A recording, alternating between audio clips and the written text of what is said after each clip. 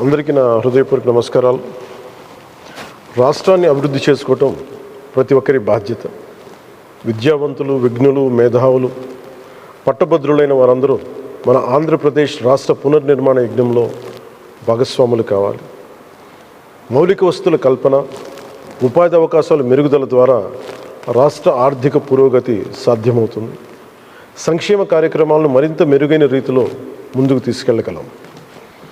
సార్వత్రిక ఎన్నికల్లో కూటమికి ఎంత బలంగా నిలిచారో అదే స్ఫూర్తిని పట్టభద్రుల ఎమ్మెల్సీ ఎన్నికలోనూ చూపి మద్దతు ఇవ్వాలని కోరుచున్నాను. ఈ నెల 27వ తేదీన జరిగే ఎమ్మెల్సీ ఎన్నికల్లో ఉమ్మడి తూర్పుగోదావరి, ఉమ్మడి పశ్చిమ గోదావరి జిల్లాల నుంచి కూటమి అభ్యర్థిగా శ్రీ పేరాబత్తుల రాజశేఖరం గారు పోటీ చేస్తున్నారు. వారికి మొదటి ప్రాధాన్యం ఓటు వేసి గెలిపించవలసిందిగా విజ్ఞప్తి చేస్తున్నారు.